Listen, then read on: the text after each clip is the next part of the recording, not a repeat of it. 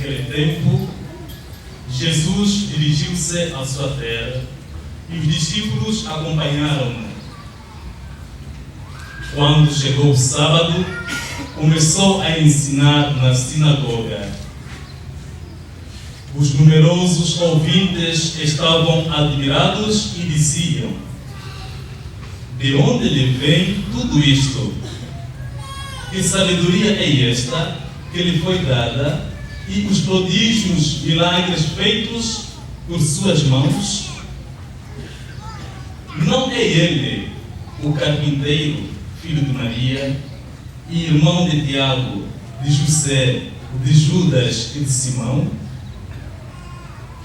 E não estão as suas irmãs aqui entre nós? E ficavam perplexos a seu respeito. Jesus disse-lhes: um profeta só é desprezado na sua terra, entre os seus parentes e em sua casa. E não podia ali fazer qualquer milagre, apenas curou alguns doentes, impondo-lhes as mãos. Estava admirado com a falta de fé daquela gente e percorria as aldeias dos arredores ensinando.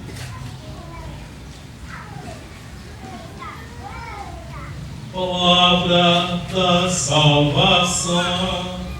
Glória ao Senhor.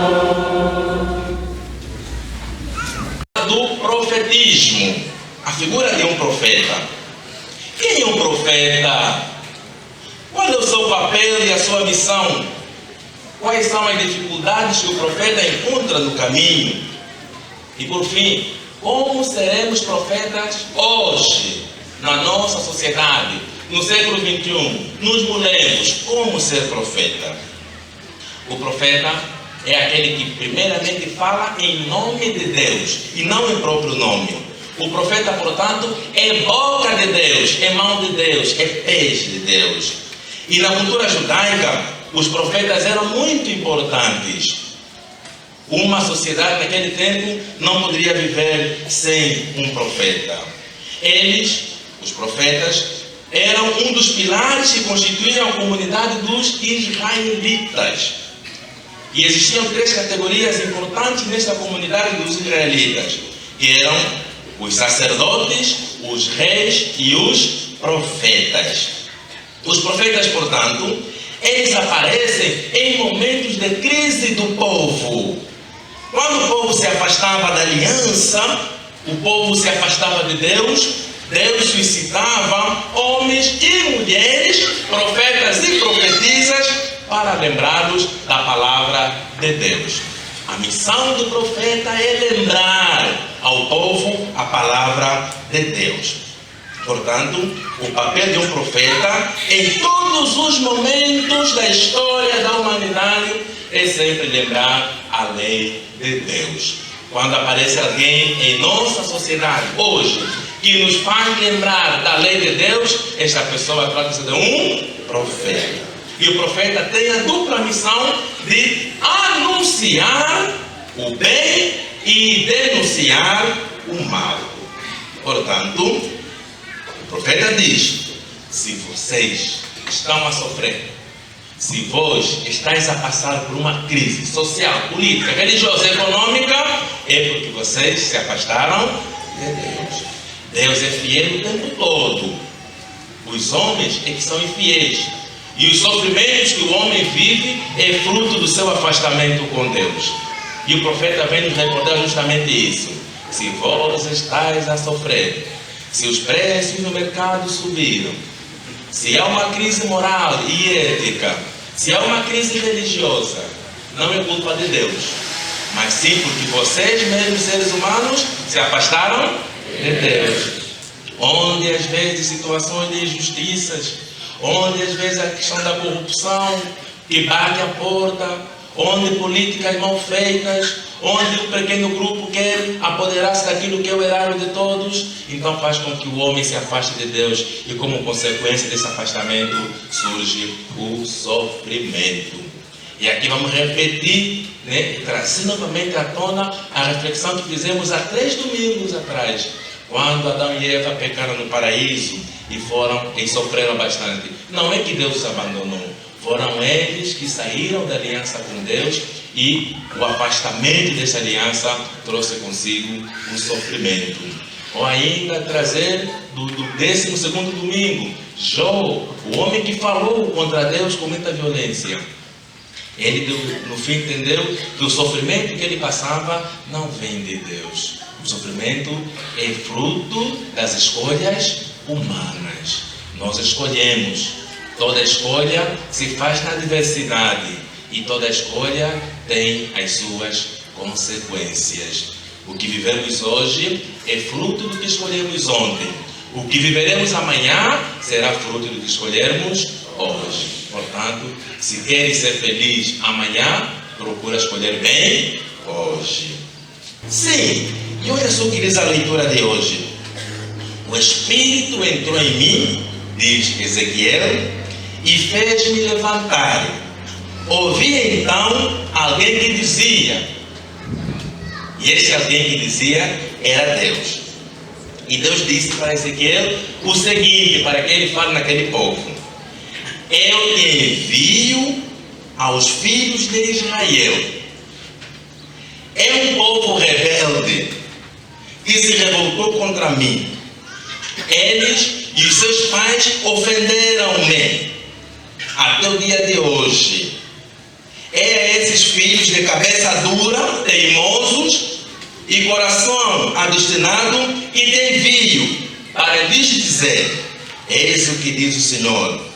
Podem escutar-te ou não, porque são uma casa de rebeldes, mas saberão que pelo menos há um profeta no meio deles. Forte, não é? Eu te envio para aqueles teimosos. Eu te envio para aqueles teimosos de Luanda, para aqueles rebeldes de Viana, para aqueles malandros de Mulembos. Eu te envio. É Deus falando, eu te envio para esse povo. E esse povo poderá ouvir-te ou não, mas pelo menos terão consciência de que no meio deles há um profeta. Isso leva-nos a refletir um pouco sobre aquela parábola do semeador, que também meditamos há 3 domingos, onde ele planta a semente, joga a semente, mas não se preocupa com o seu crescimento, porque o profeta, ele semeia. Quem faz crescer é Deus. E todos nós aqui, que somos profetas também, não nos preocupemos com os resultados imediatos da nossa ação profética.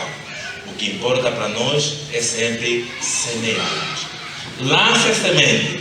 Se vai crescer, se o pássaro vai comer, se for sufocada pelos espinhos, se embaixo tiver pedra, isso não é culpa nossa. Isso já é parte de Deus. Semeia sempre.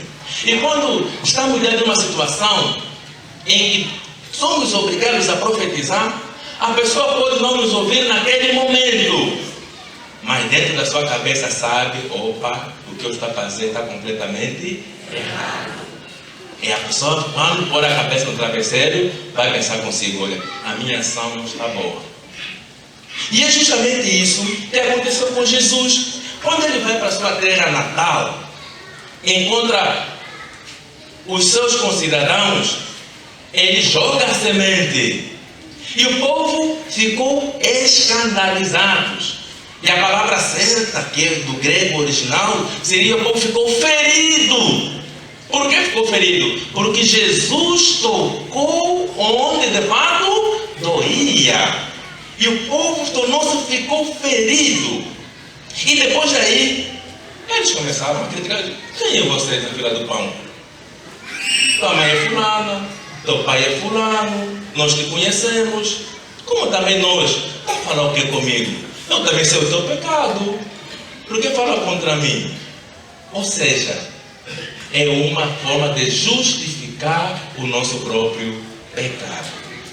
Sim, o problema não é pecado. O problema é eu arranjar argumentos para justificar o meu pecado. Eu quero olhar no outro dizendo: esse que fala para mim não pode falar porque ele também tem os mesmos pecados que eu. Lembrando, os profetas que o Senhor chama são homens, são mulheres no meio do povo. Deus chama o homem no meio do povo, a mulher no meio do povo, como chamou Ezequiel, chamou Jeremias, chamou Isaías, para que eles pudessem anunciar a palavra de Deus. Estamos aqui a ver muitos frades, né? E todos esses frades têm famílias também.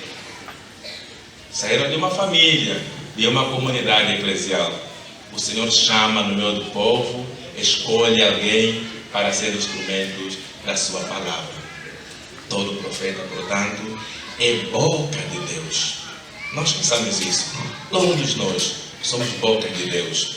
E temos essa missão dura de anunciar o bem e denunciarmos o mal. E cada um deve fazer isso onde, quando? Não somente com o microfone na mão, como está a fazer agora. Mas cada um, dentro da sua realidade social, política, religiosa, é convidado a anunciar. Se você é casado, seja profeta dentro da sua casa. Seja um pai profeta, uma mãe profetiza. No seu trabalho, seja um profeta. Não tenha medo e vergonha de falar de Jesus. Não tenha medo de assumir a tua fé católica publicamente. No nosso bairro, sejamos profetas. Vivemos num bairro com muitos problemas sociais, políticos. Aqui no nosso bairro, vivemos aqui em grandes embates. É lugar também onde nós, os católicos, somos chamados a profetizarmos. Não devemos compactuar com o mal. Com o mal não se negocia. E todos nós temos essa missão. Porque se nós não fizermos a nossa parte, ninguém fará. E para terminarmos, atributos e função: sacerdotes que oferecem sacrifício. Depois, reis que servem pelo serviço. E por fim, profetas. Sacerdotes, profetas e reis. Profeta, portanto, é aquele que tem não é aquele que tem uma bola vermelha, que só olha as coisas do futuro. Não, profeta não é aquele. Muitos, até hoje, caem na desilusão. E ainda perguntam: na tua igreja tem profetas? A tua igreja é profética? E ainda muitos: eu quero procurar um profeta que vê meu futuro. Não, isso é charlatanismo. Profeta não é aquele que vai prever as coisas que vão acontecer. Não é uma visão somente apocalíptica. Não, esse não é profeta, esse é um charlatão. E muitos caem nesse charlatanismo. Profeta, portanto, é aquele que está mergulhado no mundo e também está mergulhado na palavra de Deus. Profeta é aquele que lê o mundo na ótica dos olhos de Deus. Sim, esse é o profeta. E a partir desta visão, ele vai dar conta. O que é que Deus diz e o que é que o povo faz? Vamos perguntar sempre: o que é que Deus nos orienta e o que é que o povo faz? Está em acordo? Se não estiver em acordo, então é o momento do profeta agir. Lembrando que você é profeta, sacerdote e rei. Olhar para a nossa realidade, nós precisamos de profetas ou não? Precisamos. A nossa realidade política precisa de profetas ou não? Precisa. A nossa realidade social precisa ou não? Precisa. A nossa realidade econômica precisa ou não? Precisa. A nossa realidade religiosa precisa ou não? Precisa. Precisamos sim. E muito de profetas. E agora eu vou te perguntar: onde sairão esses profetas? No meio? No meio de nós. Então aqui temos muitos profetas e muitas profetisas. Portanto, minhas irmãs e meus irmãos, vamos transmitir esse conhecimento às nossas crianças, transmitir esse conhecimento aos ignorantes e sermos profetas. Mas também não criticando tudo. Profeta anuncia o que é bom e denuncia o que é errado.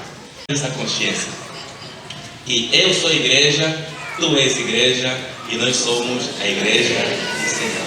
Então que este momento possamos de fato manifestar né, o nosso ser profeta. Lembrando que profeta é ser sacerdote, profeta e rei. Que Deus nos abençoe e nos guarde e possa fazer com que cada vez mais possamos estar unidos como paróquia, porque unidos somos mais fortes. Possamos caminhar juntos. Quem vai sozinho chega depressa, mas quando vamos juntos chegamos mais distantes. Amém? Amém. Louvado seja o nome de nosso Senhor Jesus Cristo.